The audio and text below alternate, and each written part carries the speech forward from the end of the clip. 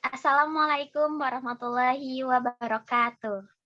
Waalaikumsalam warahmatullahi wabarakatuh. Pertama-tama marilah kita panjatkan puji kepada Tuhan Yang Maha Esa, karena atas rahmat dan hidayatnya kita masih diberi kesehatan untuk berdiskusi mengenai sejarah sastra Indonesia periode 1945 sampai 1953. Sebelum kita memulai, alangkah baiknya kita memperkenalkan anggota kelompok ini terlebih dahulu. Yang pertama, ada Aulia Nur Afifah dengan NIM 2103991. Yang kedua, ada Dila Nur Asa, yaitu saya sendiri, dengan NIM 2109199. Yang ketiga, ada Kaliana Frani Damayanti dengan NIM 2106893. Yang terakhir, ada Melinda Putri dengan NIM 2104234. Baik, untuk mengefisiensikan waktu, untuk pematerian mengenai pengertian, ciri-ciri, dan tokoh sastra Indonesia tahun 1945 sampai 1953 akan dijelaskan oleh Aulia Nur Afifah. Silakan kepada Aulia.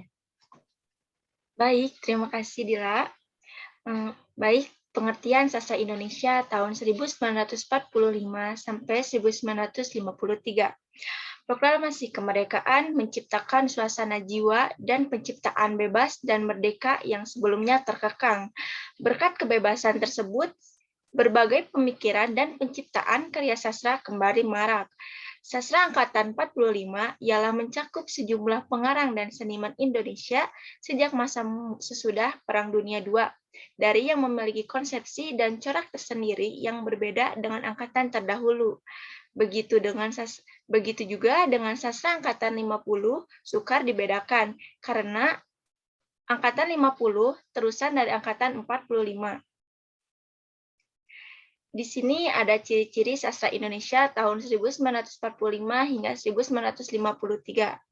Yang pertama, ciri karya sastra Angkatan 45, yaitu terbuka, pengaruh unsur sastra asing lebih luas dibandingkan angkatan sebelumnya, bercorak isi realis dan naturalis, meninggalkan corak romantis. Sastrawan periode ini terlihat menonjol individualismenya, dinamis dan kritis, berani menabrak pakem sastra yang mapan sebelumnya. Lalu di sastra 45 ini, penghematan kata dalam karya lebih ekspresif dan spontan, serta terlihat sinisme dan sarkasme didominasi puisi, sedangkan bentuk prosa tampak berkurang. Di sini ada ciri-ciri puisi Angkatan 45. Yang pertama, puisi bebas, tidak terikat pembagian bait, jumlah baris, dan persajakan, yaitu rima. Yang kedua, pilihan kata atau diksi mempergunakan kosakata bahasa sehari-hari.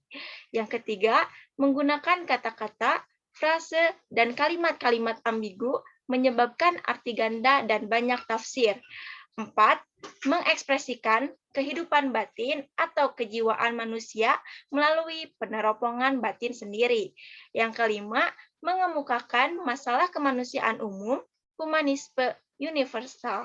Contohnya, tentang kesengsaraan hidup, hak-hak asasi manusia, masalah kemasyarakatan, dan kepincangan dalam masyarakat.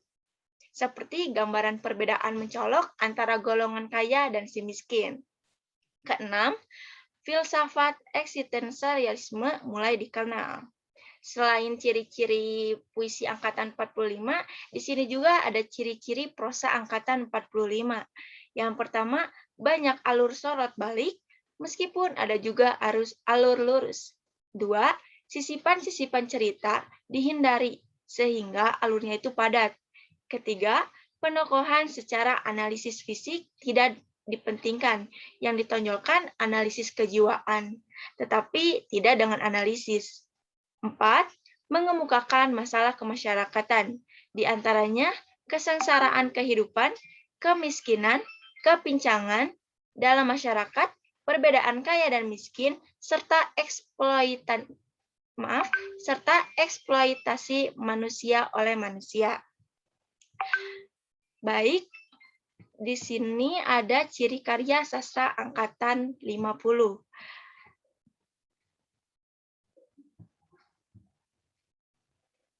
Ciri karya sastra angkatan 50 yang pertama didominasi dengan cerita pendek dan kumpulan puisi. Muncul gerakan komunis di kalangan sastrawan dan timbul perpecahan dan polemik yang berkepanjangan di antara kalangan sastrawan di Indonesia. Di sini ada ciri-ciri puisi sastra angkatan 50. Yang pertama, gaya epik bercerita. Berkembang dengan berkembangnya puisi cerita dan balada dengan gaya yang lebih sederhana. Misalkan puisi-puisi karya Rendra seperti balada terbunuhnya Atmo Karpo, Blues on Bonnie, Blues untuk Bonnie, atau nyanyian angsa. Kedua, gaya ulangan mulai berkembang. 3. Ada gambaran suasana muram karena menggambarkan hidup yang penuh penderitaan. 4. Mengungkapkan masalah-masalah sosial seperti kemiskinan, pengangguran, perbedaan, kaya dan miskin.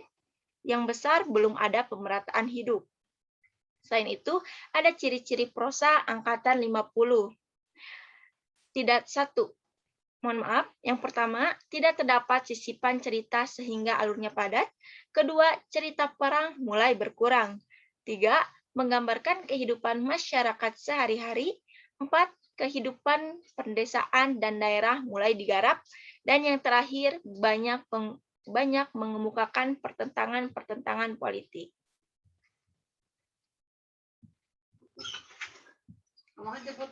Baik, di sini ada tokoh-tokoh sastra Indonesia angkatan 45.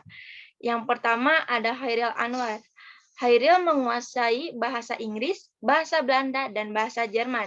Karya sastranya dipengaruhi oleh sastrawan dunia yang dia gandrungi.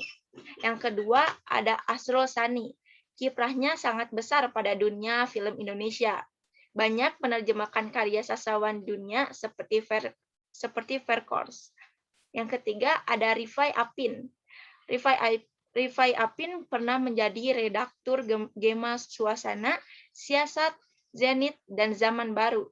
Keterlibatannya dalam Lekra menyebabkan dia ditahan dan baru dibebaskan tahun 1979.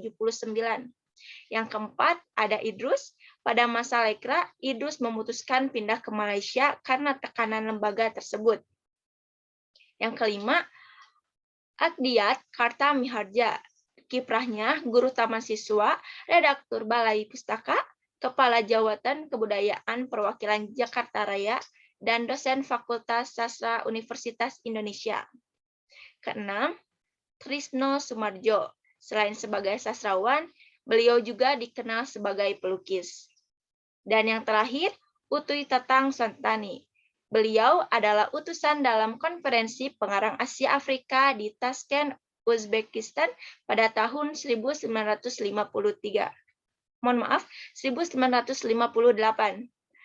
Beliau mengajar bahasa dan sastra Indonesia di Moskow.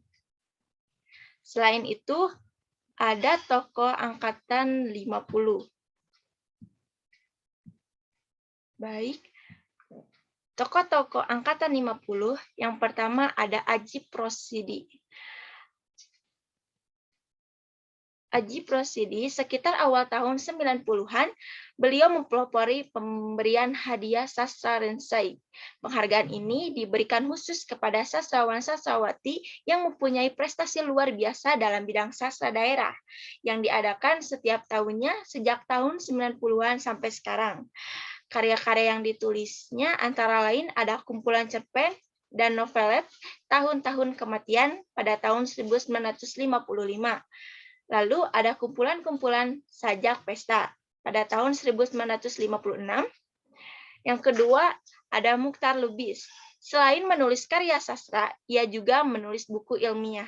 Di antaranya Manusia Indonesia pada tahun 1977, Transformasi Budaya untuk Masa Depan, dan buku tebal catatan subversif yang ditulis berdasarkan pengalamannya ketika ditahan pada masa Orde Lama. Mukhtar Lubis juga seorang editor dan penerjemah beberapa buku, di antaranya Pelangi 70 Tahun SDE dan Bunga Rampai Korupsi. Selain dua tokoh yang tadi, ada tokoh-tokoh lainnya yaitu Toto Sudarso Baktiar, A.A. Nafis, Nugroho Noto Susanto, Motenggo Bushe, Iwan Simatupang, N. Hadini, dan Rendra. Baik, sekian yang bisa saya sampaikan. Kembali lagi kepada moderator. Baik, terima kasih kepada Aulia yang telah memaparkan materinya. Selanjutnya kita akan membahas mengenai peristiwa, muatan, serta gaya bahasa yang ada pada sastra periode tahun 1945 sampai 1953. Yang akan disampaikan oleh saya sendiri. Yang pertama adalah periode kemerdekaan. Nah, periode kemerdekaan ini ikut membersamai periode sastra yang ada tahun 1945 sampai 1953, yaitu di mana hari kita merdeka tanggal 17 Agustus tahun 1945. Lalu yang kedua ada gebrakan Hairil Anwar. Nah, gebrakan ini gebrakan yang dilakukan oleh Hairil Anwar yang dipaparkannya melalui puisi, seperti puisinya yang pendek, padat, berbobot, dan bahasa puisi yang menyimpang dari pola sastra sebelumnya. Hal inilah yang disebutkan bahwa Hairil Anwar telah melakukan gebrakan karena beliau telah melakukan sesuatu yang berbeda dari pola sastra yang. Lalu selanjutnya, kelahiran Angkatan 45. Angkatan 45 pada mulanya tidak disebut sebagai Angkatan 45 seperti yang kita kenali. Sebelumnya, Angkatan 45 memiliki banyak sebutan, diantaranya seperti Angkatan Sesudah Perang, Angkatan Kemerdekaan, Angkatan Pembebasan, karena dengan namanya Angkatan 45, 45 merupakan tahun di mana kita merdeka. Maka banyaklah sebutan-sebutan seperti itu. Lalu nama lain dari Angkatan 45 diantaranya ada nama Angkatan Hairil Anwar. Sebagai tokoh sastrawan yang paling menonjol, Hairil Anwar pun ikut mewakili menjadi ciri khas dari Angkatan 45, sehingga namanya pun ikut disebutkan. Lalu yang terakhir ada Surat Kepercayaan Gelanggang. Surat Kepercayaan Gelanggang ini menjadi salah satu peristiwa dari sastra periode 1945 sampai 1953. Nah, selanjutnya muatan dan gaya bahasa yang ada pada sastra periode 1945 sampai 1953.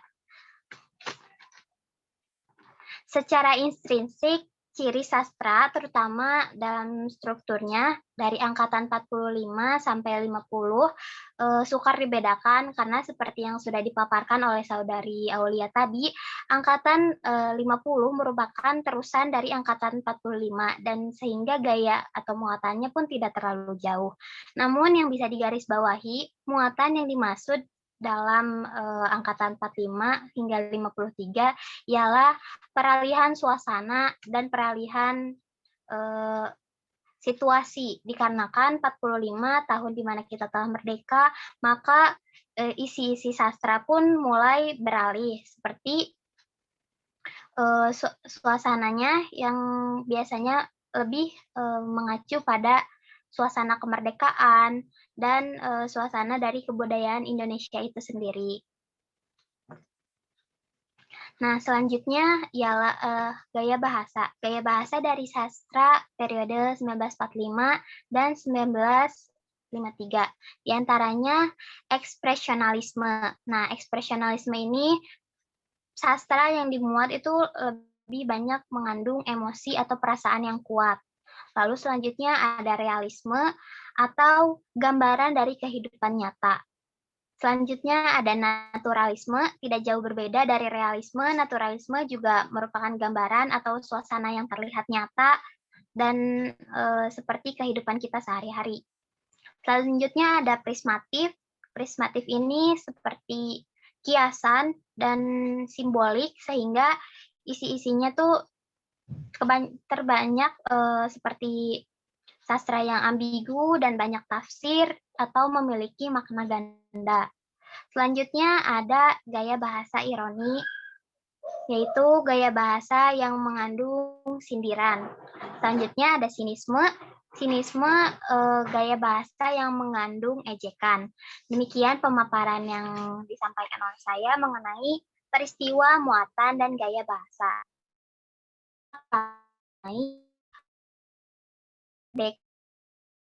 Budaya Arab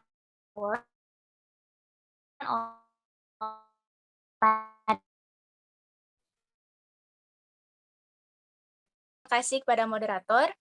Di sini saya akan menjelaskan tentang gelanggang seniman merdeka. Yang pertama, pengertian. Gelanggang Seniman Merdeka adalah nama perkumpulan seniman yang dipelopori oleh Chairil Anwar, Asrul Sani, dan Rifai Apin. Ada juga Mokhtar Apin, pelukis Hengantung, pelukis Basuki Resobowo, pengarang Pramudia Anantatur, penyair Sitor Situmorang, dan lain-lain. Kelompok ini kemudian disebut Angkatan 45 oleh Rosihan Anwar, tetapi tidak dengan sendirinya disepakati oleh banyak orang.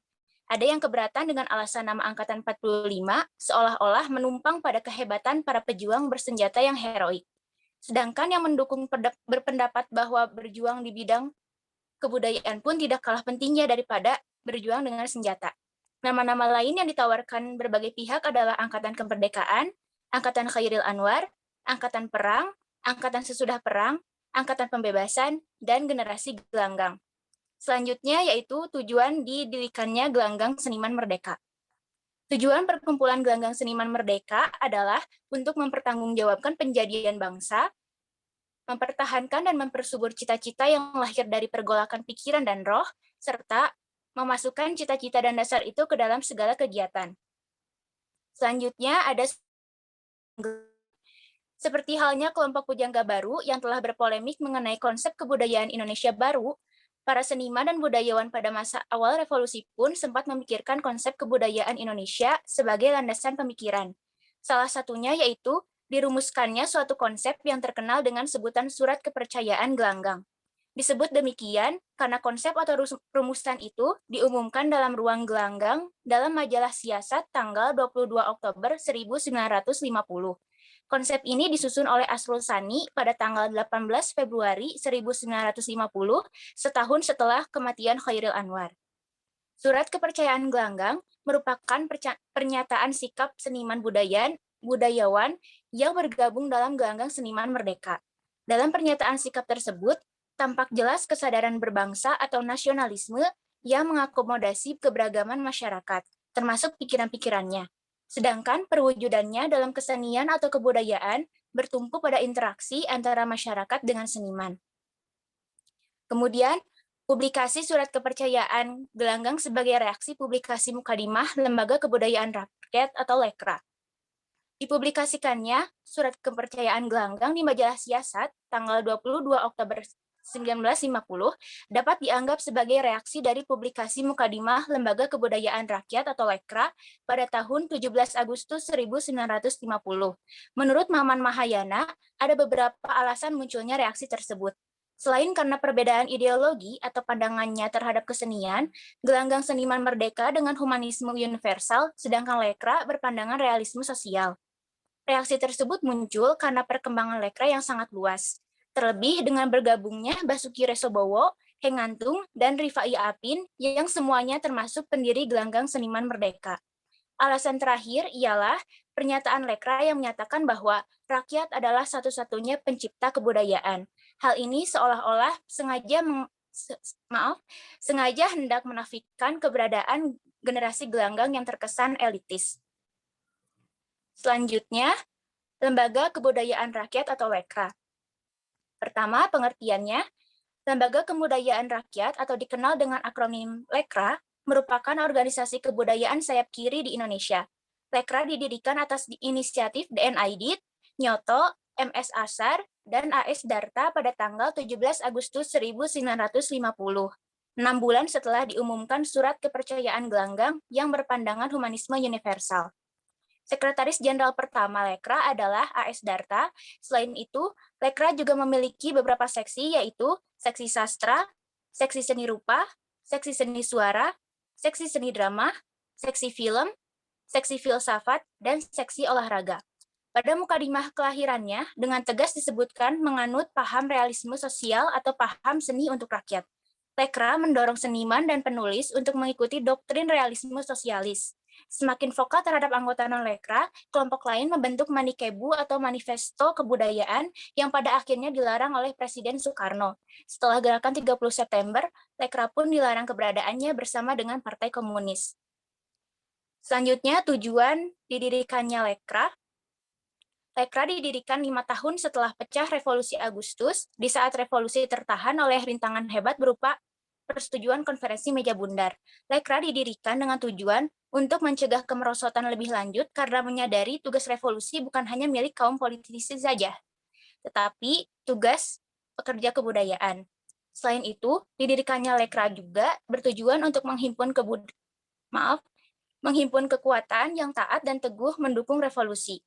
Kehadirannya merupakan reaksi terhadap realitas politik kultural yang mencemaskan dan mengusahakan kebudayaan, khususnya sastra, berdasarkan realitas yang sedang berkembang dan harus dipertanggungjawabkan secara politik. Yang terakhir, polemik Lekra. Lekra melaksanakan ideologi seni untuk rakyat. Akan tetapi, konotasi rakyat itu terbatas pada konsep ideologi mereka sendiri, bukan rakyat yang seluas-luasnya. Dengan demikian, jelaslah Lekra memang tidak terpisahkan dari PKI. Gerakan dan strateginya pun tidak berbeda dengan PKI yang menciptakan konflik di mana-mana sambil memobilisasi berbagai kelompok yang disebutnya sebagai kekuatan progresif revolusioner. Lekra menggalang kekuatan bersama serikat buruh, petani, organisasi pemuda, mahasiswa, sarjana, dan lain-lain secara demonstratif untuk melemahkan kekuatan lawan politiknya. Mereka pun secara demonstratif menerbitkan buku-buku sastra sehingga memikat perhatian banyak pengarang. Cara lain yang dilakukan Lekra adalah menghancurkan kredibilitas tokoh-tokoh yang berbeda pandangan atau berseberangan politiknya. Lekra juga pernah menuntut kepada pemerintah untuk melarang buku-buku pengarang yang dianggap kontra-revolusioner, serta memanfaatkan lembaran kebudayaan Lentera, Harian Bintang Timur, dan berbagai forum diskusi sastra sebagai sarana memaksakan ideologinya sambil memojokkan kelompok lain dengan tuduhan kontra-revolusioner. Bahkan, penyair Khairil Anwar yang sudah meninggal pun tak luput dari gugatan mereka dengan penilaian yang paling rendah. Teror budaya itu berhasil menggiring sejumlah seniman untuk berpihak pada Lekra. Setelah G30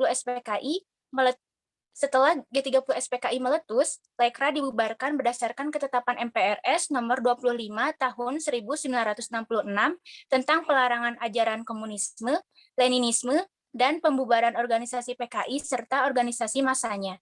Para pengarang Lekra seperti Pramudia Anantatur, Putu Oka Sukanta, dan lain-lain dipenjara bertahun-tahun oleh rezim Orde Baru tanpa diadili. Beberapa pengarang lainnya yang berada di luar negeri seperti di Belanda dan negara lainnya tidak dapat pulang karena adanya larangan dari pemerintah Soeharto untuk kembali ke Indonesia. Beberapa dari mereka bahkan meninggal di negara-negara yang memberi suaka kepada mereka. Cukup sekian penjelasan dari saya serahkan kembali kepada moderator. Baik, terima kasih kepada kalian yang telah memaparkan materinya. Selanjutnya kita akan membahas mengenai krisis sastra dan majalah kisah yang akan disampaikan oleh Saudari Melinda. Kepada Melinda dipersilakan. Baik, terima kasih kepada moderator. Saya akan membahas mengenai krisis sastra terlebih dahulu. Pada tahun 1953 diselenggarakan simposium tentang kesusastraan Indonesia. Disinilah untuk pertama kalinya dibicarakan mengenai impasse atau kemacetan dan krisis sastra Indonesia sebagai akibat dari gagalnya revolusi Indonesia. Pembicara dalam simposium ini antara lain adalah Asrul Sani, Sultan Takdir Ali Syahbana, Profesor Dr. Wertim, dan lain-lain. Seorang tokoh bernama Sujatmoko menuliskan sebuah esai berjudul Mengapa Konfrontasi, menyatakan bahwa sastra Indonesia sedang mengalami krisis karena karya yang dihasilkan atau ditulis pada masa itu hanya cerpen-cerpen kecil yang berlingkar sekitar psikologisme perseorangan. Sedangkan roman-roman besar tak ada ditulis. Artinya, mengapa ada krisis sastra di tahun 1945 sampai 1953 menurut Sujatmoko dikarenakan sedikitnya jumlah buku yang terbit pada masa itu. Hal tersebut disebabkan karena kesulitan yang dialami oleh beberapa penerbitan. Apa saja kesulitannya? Kesulitannya antara lain adalah perubahan status yang berkali-kali, pergantian pimpinan yang tidak menguasai bidangnya, dan masalah keuangan. Karangan Sujatmoko tersebut mendapatkan reaksi hebat dari kalangan sastrawan. Salah satunya adalah H.B. Jahsin. Dalam Simposium Sastra, H.B. Jasin mengemukakan sebuah prosaran yang diberinya judul Kesusastraan Indonesia Modern Tidak Ada Krisis, dengan menyertakan bukti-bukti dokumentasi yang lengkap. Jasin menolak sebutan adanya krisis maupun impasse dalam kehidupan sastra Indonesia. Nugroho Noto Susanto dalam tulisannya yang berjudul Situasi 1954 mencoba mencari latar belakang timbulnya penamaan impasse sastra Indonesia yang baginya tidak lebih hanya sebuah mitos atau dagangan belaka. Menurut Nugroho, asal timbulnya mitos itu ialah fasisme yang berjangkit dari kalangan orang-orang tertentu pada masa sesudah kedaulatan. Kedua pendapat tersebut dikuatkan dengan pendapat Sitor Situmorang dalam sebuah tulisannya yang berjudul Krisis, mengemukakan pendapatnya bahwa yang ada bukanlah krisis sastra, melainkan krisis ukuran menilai sastra. Sitor berkesimpulan bahwa krisis yang terjadi ialah krisis dalam diri Sujatmoko itu sendiri, karena ukurannya dalam menilai sastra tidaklah matang. Kemudian pembahasan selanjutnya mengenai majalah kisah. Dikarenakan kesulitan-kesulitan yang dialami oleh penerbit pada tahun 1945 sampai 1953, para pengarang lebih banyak menulis di majalah-majalah. Beberapa contohnya adalah di majalah Siasat, Zenit, dan Mimbar Indonesia. Namun, dikarenakan adanya keterbatasan ruang, maka majalah hanya memuat saja cerpen dan karangan-karangan lain yang tidak begitu panjang. Keadaan tersebutlah yang menyebabkan lahirnya istilah sastra majalah. Istilah ini diperkenalkan oleh Nugroho Noto Susanto dalam tulisannya yang berjudul Situasi 1954. Salah satu majalah yang muncul pada waktu itu ialah majalah Kisah. Majalah ini menjadi penting karena merupakan majalah sastra yang mengutamakan cerpen. Majalah ini diterbitkan oleh Sudjati S.A. dengan redaksi M. Balfas, Idrus, dan H.B. Jasin. Majalah ini memuat para pengarang muda, pembahasan cerita pendek, sajak, esai, dan lain-lain. Semangat Sudjati S.A. dan kawan-kawan adalah memberikan bacaan yang baik kepada masyarakat, sehingga pengarang pun terdorong untuk mencipta karangan-karangan yang bermutu dengan penuh tanggung jawab, sehingga majalah ini menjadi tolak ukur kepengarangan seseorang. Banyak pengarang penting dalam sastra majalah ini. Di antaranya adalah Nugroho Noto Susanto yang menerbitkan 3 kumpulan cerpen, Hujan Kepagian pada tahun 1958, Kisah 3 Kota pada tahun 1959, dan Rasa Sayangi pada tahun 1963. Pengarang lainnya ialah A.A. Nafis yang melahirkan kumpulan cerpen Robohnya Suara Kami pada tahun 1956, Hujan Panas pada tahun 1964, Biang Lala pada tahun 1964, dan satu buah novel, yaitu Kemarau pada tahun 1967. Sedangkan penyair yang berkembang dalam majalah ini antara lain Subagio Sastrowardoyo dengan kumpulan puisinya Simponi pada tahun 1957. Selain itu, menulis kumpulan cerpen Kejantanan di Sumbing pada tahun 1965. Kemudian penyair lainnya ialah Toto Sudarto Bahtiar dengan kumpulan puisinya Suara pada tahun 1956 dan Eksa pada tahun 1958. Sekian yang dapat saya sampaikan, saya kembalikan kepada moderator. Baik, terima kasih kepada Melinda yang telah memaparkan materinya. Sekali lagi saya mengucapkan terima kasih kepada mengenai periode sejarah sastra tahun 1945 sampai 1953. Alhamdulillah kita berada di akhir materi. Demikian pemaparan dari kelompok kami. Mohon maaf jika ada kalimat atau kata-kata yang kurang berkenan, dan jika ada yang ingin ditanyakan, teman-teman dipersilahkan untuk menyampaikan pertanyaannya di kolom diskusi yang terdapat dalam spot UPI. Sekian yang dapat disampaikan, saya Dila Nur Asa, pamit undur diri. Wassalamualaikum warahmatullahi wabarakatuh. Waalaikumsalam warahmatullahi wabarakatuh. Terima kasih.